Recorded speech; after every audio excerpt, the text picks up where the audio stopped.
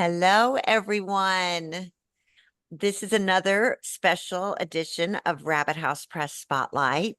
Today, we are talking to Bob Rouse, who wrote the beautiful book Up Home.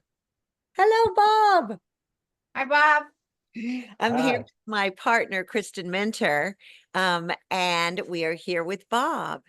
And so we're going to talk a little bit, we're going to read a little bit, and we're going to share this new book from Rabbit House Press, Up Home, that you can get actually at rabbithousepress.com. And today it's out everywhere on Amazon, Barnes and Noble, all of your things just today. So go wherever you like to buy your books, locally or online, and get Up Home.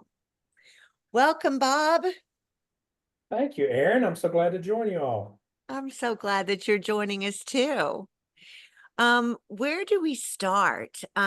Maybe I will just do a small introduction by reading what Rita Michael, I always want to say Rita Michael, who owns the Holly Hill Inn, this is a book of the history of the Holly Hill Inn, which actually is Bob's family.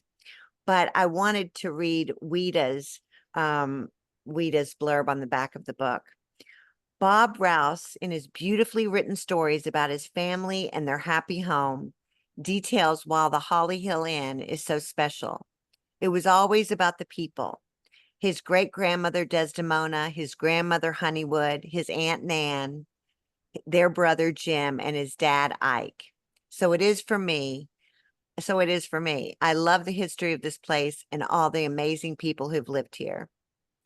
We acclaimed chef, owner of Holly Hill Inn and associated restaurants, which there are many. One named after your aunt Honeywood. Grandmother. Yeah. Your grandmother. Yeah, So Ouida had been in what's Holly Hill Inn. So whenever I go to eat at Holly Hill Inn, I'm eating at my ancestral home. So isn't which is really that cool. wild? Isn't that wild? So Do they let you stay there for free? It's not an inn where you check in. There's no beds. It's not a bed and breakfast. It's a restaurant. Oh, okay. A big old restaurant, Southern restaurant house. oh, it's amazing. It's the place when I lived in LA for so many years, decades. Every time I came back to Kentucky, I had to go to the Holly Hill Inn because that was like the place. It's just like an old Southern mansion, and it's so wonderful. And so tell me from the beginning about your grandmother and who originally bought this gorgeous old Kentucky mansion that's pictured here on the cover of the book.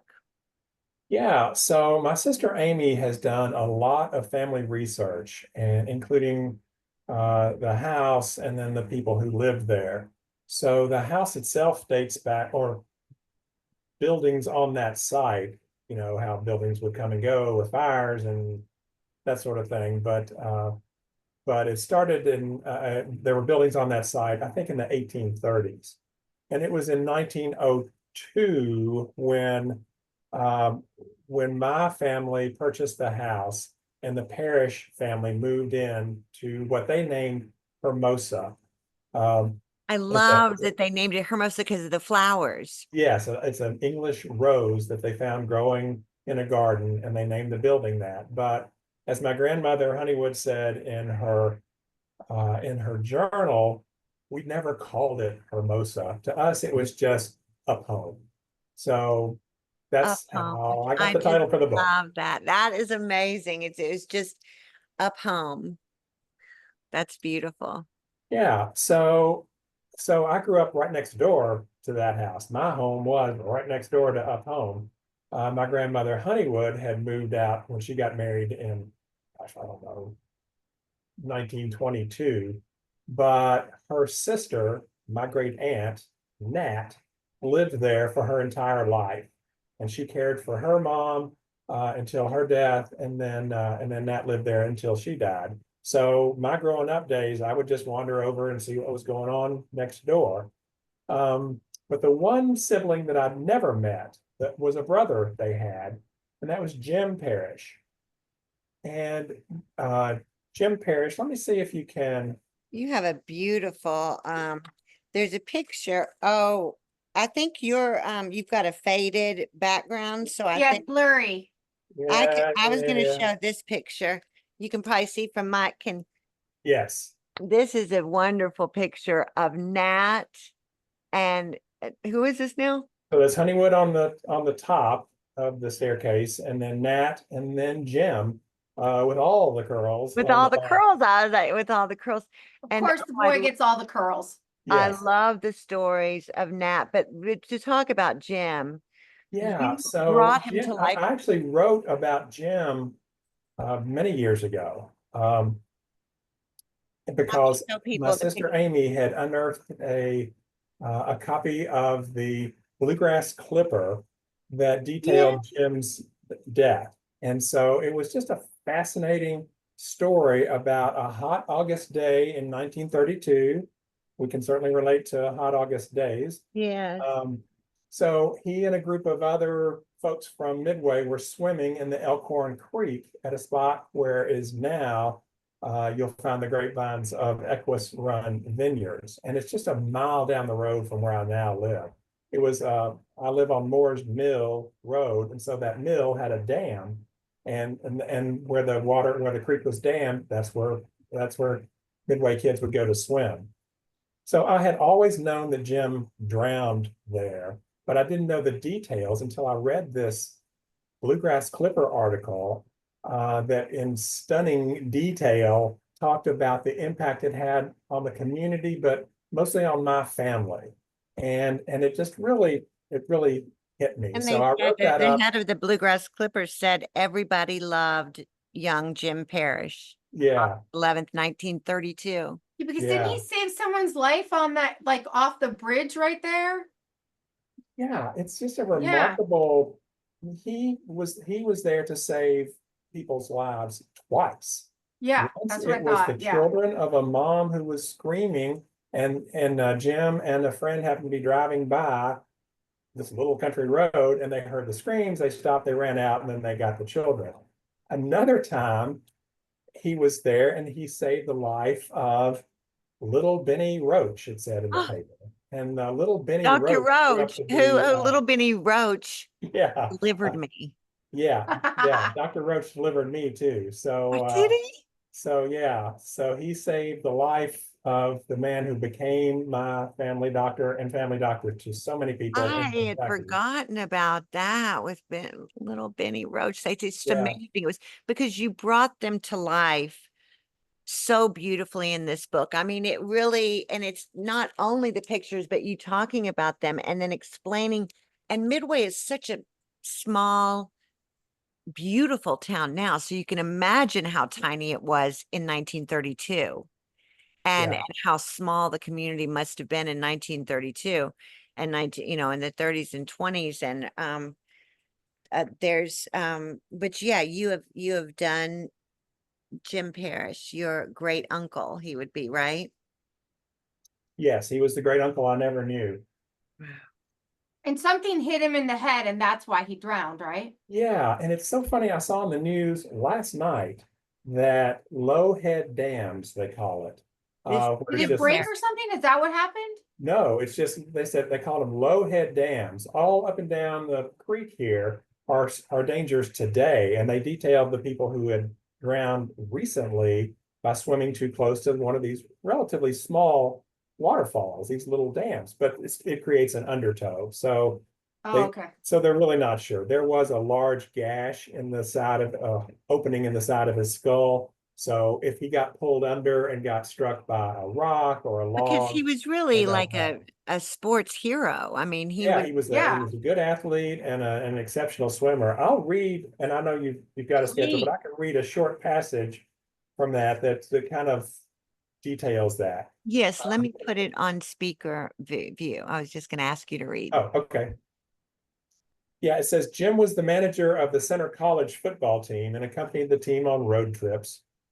Um, it contains a line about his role as the football manager. Jim Parrish did himself proud. He watched the college's money as he would guard his life, and not a stray dollar eluded his watchful eyes. But what Jim Parrish did not see that day at Moore's Mill was a chunk of wood or perhaps a stone that swept over the dam and struck him on the side of his head, opening a hole in his skull and knocking him unconscious. When the other swimmers noticed that Jim was not among them, they assumed he was behind a waterfall, hidden from view on the ledge of the dam. Not finding her brother there, Honeywood and the others frantically looked along the creek banks and swam around in the creek, which was swollen from recent rains. One of the fellows there, Whitsitt, drove to town and ran inside the general store owned by his brother, Top Wallace. Ropes, he shouted. We need ropes to drag the creek at Moore's Mill. News spread quickly through in the small town, and dozens of people sped to the scene. The Clipper said everybody in Midway who had an automobile rushed there. So it's just Wow. quite an account of the the emergency and the search for him, and when they finally found him and Everybody who couldn't had an revive him, what a automobile. sad time it was, and it's a tearjerker. It is Yeah. a tearjerker. I want to um switch gears, as they say on Entertainment Tonight. And I want you to talk about your aunt, and I would love for you to read that first thing, talking about, like, can we start it with you reading that chapter that begins about your aunt Nan, about you at the funeral? Oh yeah, yeah. We're Well, talking about Aunt Nat, right? Aunt Nat. That's the poem that I read on the train, and I just like started crying. Oh, yeah. did you? It's beautiful. And that was Yeah. from her Aunt Nat. So So Nat, Catherine Parrish was her name. Catherine, Nat was the one I knew the best because I literally would go over there almost every day. And she was a ton of fun. She never married. She had a cleft palate, and the surgery wasn't great, and her face was disfigured. So she never married. a picture. of Um, her. but to me, she was gorgeous, and she was so much fun. Um, as I said, she lived her entire life there at Hermosa. Her only jobs were teaching or playing Here's a young piano, plus picture of caring for Aunt her Nat mother. in front of But the mansion. she was a hoot. Um, she was my next door neighbor until her death in 1970. Your So entire life, yeah. Mhm. writing about her though wasn't as easy as it was Jim, because that newspaper account, and there were just lots of things about Jim's life, even though it was short, what he had accomplished. And Honeywood had left behind a tremendous journal. My other sister Kay, had done a tape recording And interview with Honeywood Honeywood. is the So I got original. a lot of stories from that. But Nat, there just weren't a lot of records about. I did read one in Joe Fisher's book, one of her many books that she's written about Midway. And so there were some stories just about Nat's quirky nature. But Mhm. then my sister came up with this poem that Nat had written. And you know, before the pandemic, I probably wouldn't have given two thoughts to a poem. But when the pandemic hit, for whatever reason, I was stricken with a desire, a need really, to compose poems. It helped me process, Wow. it So helped me that is process the what made you pandemic. become a poet. Yeah, so I was a That's lot more interesting. open to Nat's poetry. So she Are had sent this. are you going to read the poem? Are you going to read the poem? Yeah, I'd be happy to.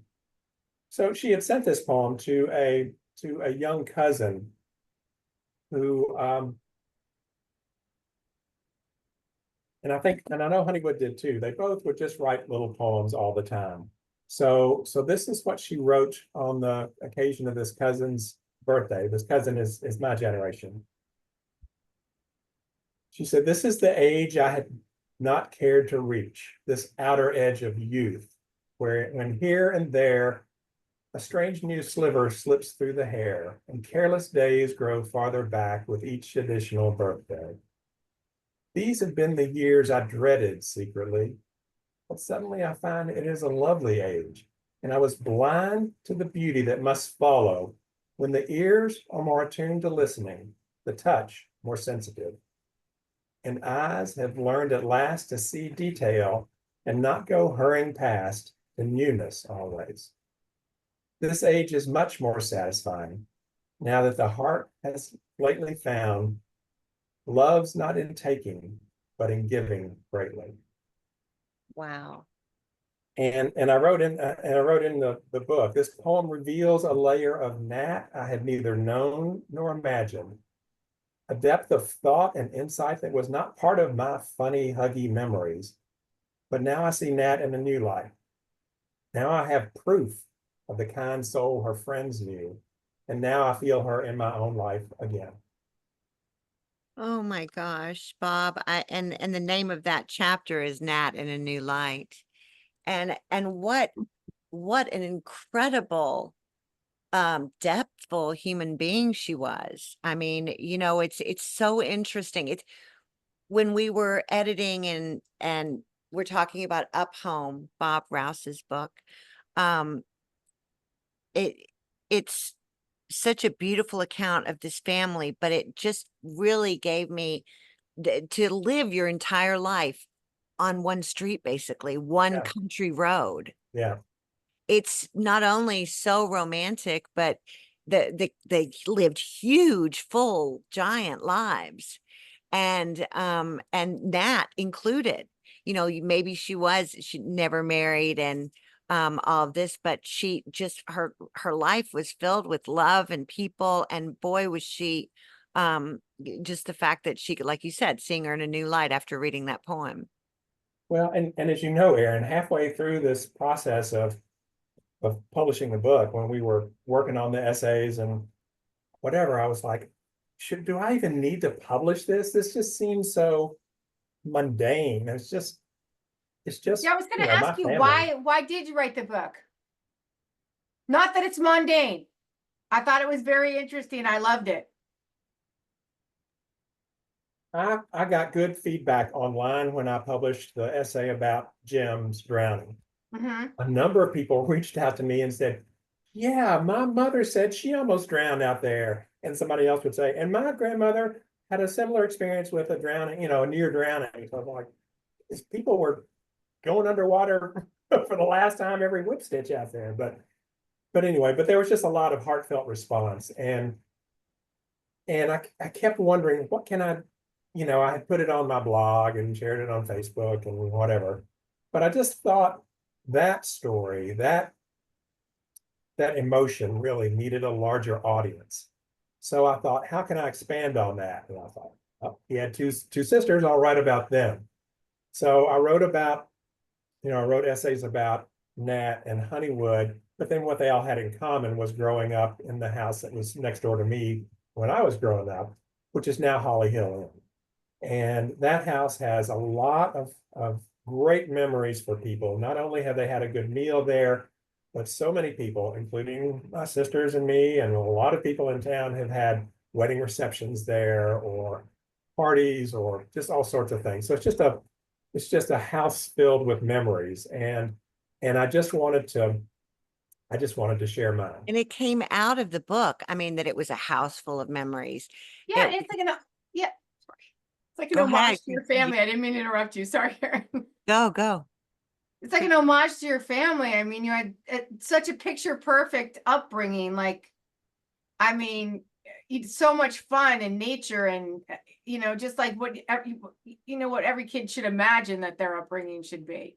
It was. And I said to Erin and Brooke, our designer, I was like, I mean, this is not an extraordinary family. We lived our lives. We have lived our lives. We are still living our lives here in this small hamlet and, doing the best we can and living and loving. And it doesn't seem worthy of a book, but No, I think it is I hope it extraordinary. inspires. It is I extraordinary. think it is extraordinary and it's great for a book because I don't think a lot of people have upbringings like that where they get along with their family and they, live next door and they live like every moment, like And take care of didn't each you other. find your aunt as well?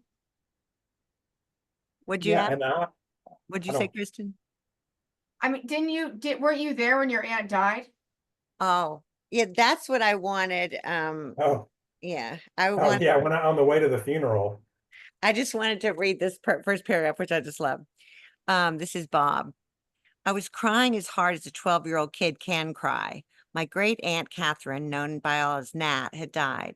My folks allowed me to attend her funeral, but I bet they were wishing they had instead dropped me off at Eastern State Hospital in the care of a psychiatric nurse. I don't remember anything at the service, only that I was crying uncontrollably in the Millward and Sons limousine that carried Nat's closest family members to the cemetery. I mean, you must have adored her at 12 years old to have had Yeah. that reaction. Yeah, she was like, I mean, she was like a second mother, but a friend and that fun aunt. She was just everything rolled into a next door neighbor. Right. And so midway where she lived in this house, and Kristin, when you come to Kentucky, we are going to bring you to the Holly Hill Inn. You're gonna love it. Okay. Like the place, it's really it's just gorgeous. And to think of growing up there, it really is one of those places where it's like these, if these walls could talk, kind of places. And what about the hair that let's talk about that, Bob. The what? You found a lock of hair? Oh, yeah. Oh, that was his brother. That was his Jimmy's hair, right? Yeah. So we were when I was a teenager, my sister Amy and I were with my mom. Nat had died. We were preparing the home to be rented to another family member. So and Honeywood was there. So we were just going through an upstairs bedroom, an old bedroom that had a lot of furniture and stuff. So Amy and I were just kind of going through all the drawers and just seeing what we could find in there. And we found a little box and opened it, and there was a lock of hair in there. So we showed it to my mom, and she said, "Oh, that must be from Jim. Don't let Honeywood see it." Hmm. So that was whatever, 50 years after Jim had died. Yeah. But his death was so devastating to that really close-knit family that my mom, who of course wasn't around, she wasn't part of the family then, but she knew that was going to be such a painful memory that she didn't even want us to show it to Honeywood. Right. Wow. So whenever I go upstairs, whenever I'm poking around at Holly Hill Inn, and because one of the chapters in the book is when I visit, it's just in contemporary time. I'm there on the night, just a typical night of dinner service there. So I go up and wander around, and I walk into that room, and I'm feeling it. Yes, and you can, that's a really lovely way. It reminds me of, the classic traveling journalism. Mark, we're doing a author spotlight. So Mark is like, well, anyway, it's like a traveling journeyman. Like I can see you there. Can you read an excerpt from that? Because I can sure see you there in that house with your journal and in this house, in the place where so many family memories are. Okay, so that night and I know all the staff was like, I mean, some of them knew me, but for the most part, I was like, learning anything. I'm just kind of observing, kind of hanging out. And I'm sure they were like, what is this guy doing? So I was yeah, so I just planted myself in the front hall, and I say, now I leave my front hall perch and move to what used to be the side porch. It's now the bar and a staging area, and I'm going to cough here. And a staging area for servers. They don't walk silently through this area. It has a bouncy floor that squeaks. I worry for a second about how long these old boards can last, but then I settle in and enjoy the music they make. On the side porch is a staircase that leads to another porch upstairs, the one used by Nat and her siblings, Honeywood and Jim, as a sleeping space on hot summer nights. It was from there that they watched the great distillery fire in downtown Midway. My grandmother Honeywood described the calamitous night in her journal. The year was 1908, and Honey was 10. As I look toward town tonight, I can't imagine how Honey could see through all the trees. In summer, they would surely have been leafed out. But then I decide that most of the trees I see this evening were built in Northridge subdivision, adjacent to the inn's property. Back in 1908, and throughout my young days too, it was just an empty field with no trees to block the view of the bourbon ablaze. So then I go, let's see, let me skip on over. Nat's old bedroom, located over the dining room and just off the upstairs porch, is now the wine cellar. Next to it, over the kitchen, is her brother Jim's old room. I'm not sure if I want to go in. There's that desk there, where we found the lock of auburn hair in a little box in a desk drawer 50 years ago. I do go into Jim's room, entering through the other end of the porch. I find no ghosts or curls of hairs, though, just more restaurant stuff. Oh, and speaking of the restaurant, um, Weta has she has done an amazing job doing, paying tribute to your whole family. Yeah. And tell me what she has done. She has done so much with yeah. So I met Weta when I was writing for the Kentucky Horse Park magazine, and I was doing restaurant write-ups. I'm not a critic. I was just visiting and writing up different restaurants. And I went to one called Emmett's, and the chef who had given us, Mary Beth and me, my wife, this wonderful tasting menu, said, well, let me take you on a tour. So she took us upstairs of this restaurant. She said, this is an old farmhouse, and these rooms were bedrooms. I now use them for groups. And I said, oh, I'm familiar with the concept. I grew up next to what's now Holly Hill Inn. Somebody else had taken it as an inn and made it into a restaurant. And it was Weta who was the chef that night. She Wow. said, oh, I love Holly Hill Inn. I would love to own it one day. And it was so weird because that very week, my dad had come to me and said, we got to sell the inn. Said, that old heater is going to blow up one day or the roof's going to cave in. With the amount of money we're making on renting, it's just not worth the risk. We might as well sell it. So I told Weta, well, I happen to know the owner. So we never listed the property. We met with Chris and her husband, with Weta and her husband Chris, and we worked out a deal, and she took over. And whatever else I do in my life, I think bringing Weta Michael to Midway is the greatest thing I've done for my community, because Weta is she's an incredible entrepreneur, wonderful chef, and she's done so much to elevate the culinary presence of Kentucky. I mean, But she's done world so renowned much to now. elevate this community. She works for a lot of groups. She hosts fundraisers, as you know, Erin, fundraisers at Holly Hill Inn, and she has taken so many young people on as employees, and That's right. she gives them that tough love that kids need sometimes. And a lot of them have been with her for a long time. They learn the trade. Some of them stay, some of them go off. But she's been such a good employer as well as a good community member. So And that's at the Holly Hill Inn that's at at Holly Hill. Yeah. station, which is like the best on this country road. It's like the best And she sandwich still shop. owns it? She She owns Yeah. them still owns it? all, and she's now won all of these, national competitions, maybe worldwide. She's a world-renowned chef, as I said, but she still owns a Holly Hill Inn, and also she named one of her other restaurants Honeywood. Named Yeah. So we got an email. My sisters and I got an email from Weta one day, and she said, I know this is a crazy request. You can say no, it's fine, but I would be so honored to name the new restaurant in this really nice shopping center in Lexington after your grandmother, and I'd love to call it Honeywood. So, absolutely. So I mean, who gets to have the name Honeywood? That's so I amazing. know, I Yeah, love your yeah. grandmother's name. It's like Erin's family names are fantastic too. yeah, But yeah, like Nat for Catherine's fantastic. yeah. Honeywood is fantastic. Dear, I mean, Honeywood's journal and that tape she made. It was just, when I listened to that tape, I had forgotten how Southern my grandmother sounded. I mean, she really had a Southern accent. And she talks about a cousin, Lucy Rumley, and she called her cousin Lucy, Cousin Lucy, cousin the whole Lucy. time.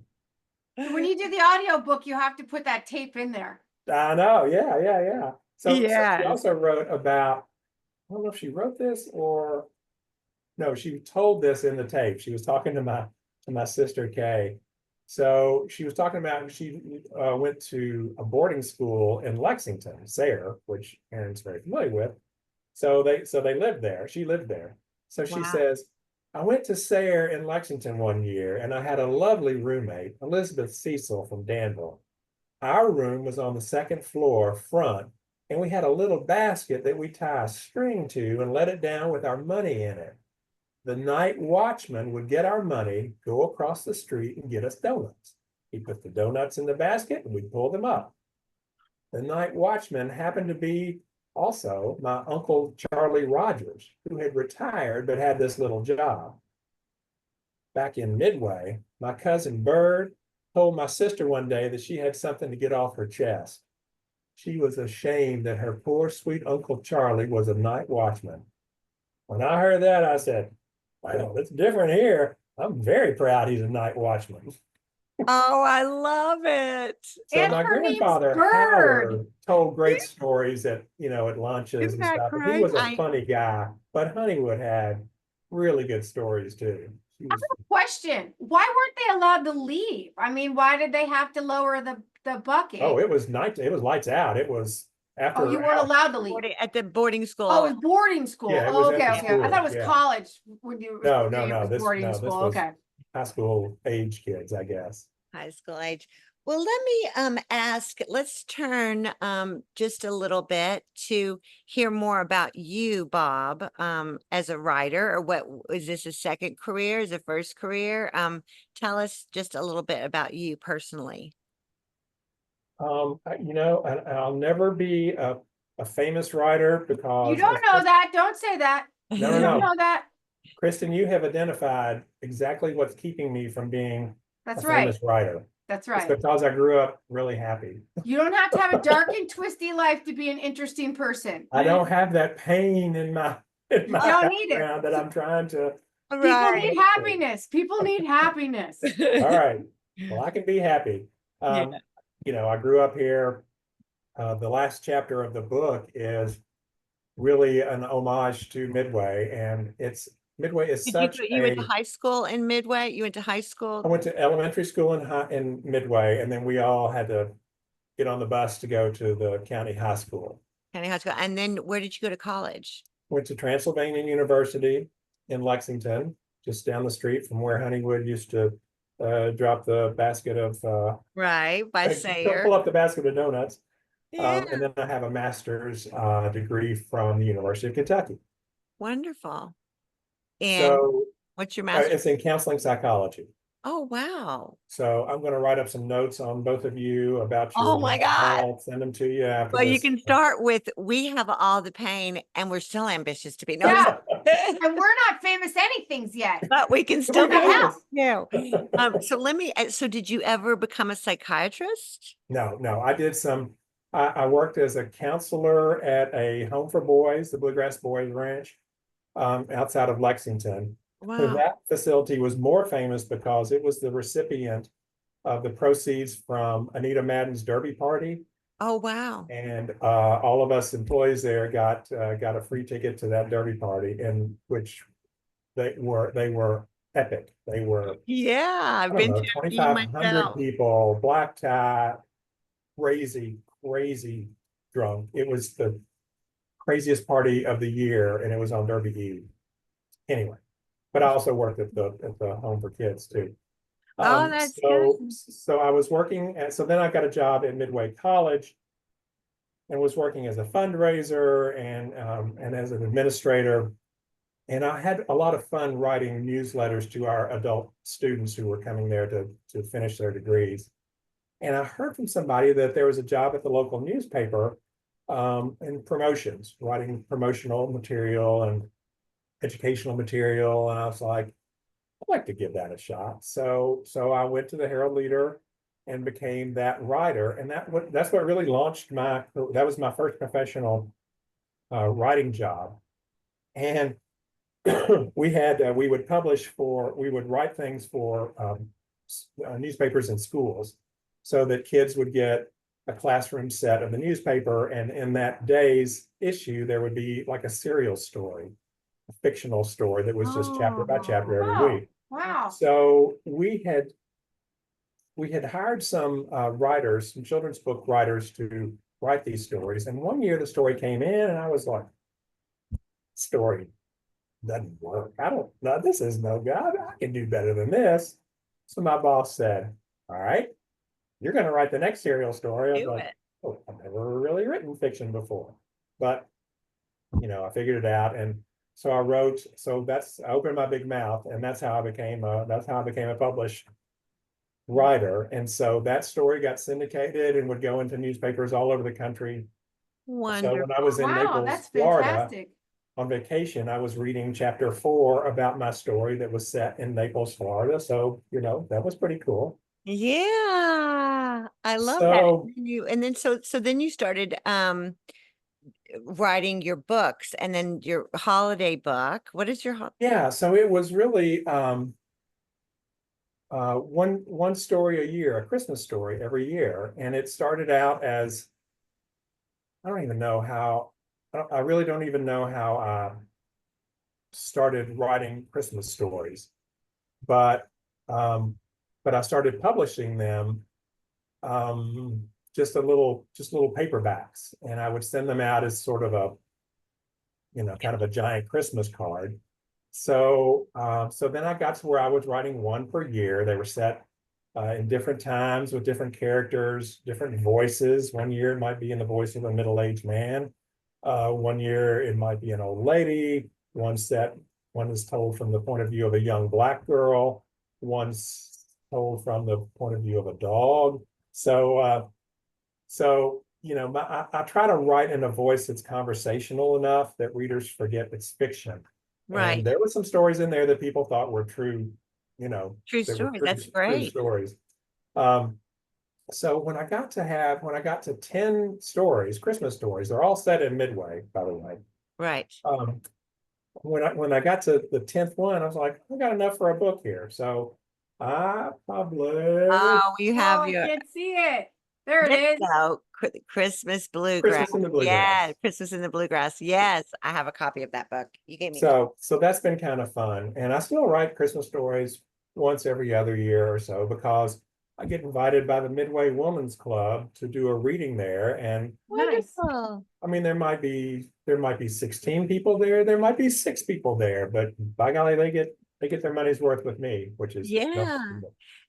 And now I know they're loving this Up Home by Bob Rouse. Now I'm Yeah, gonna I hope so. It's my way. It's sort of a tribute to town and to the people that I have known and loved growing up. So I'm and really now excited that it's it's coming out in paperback.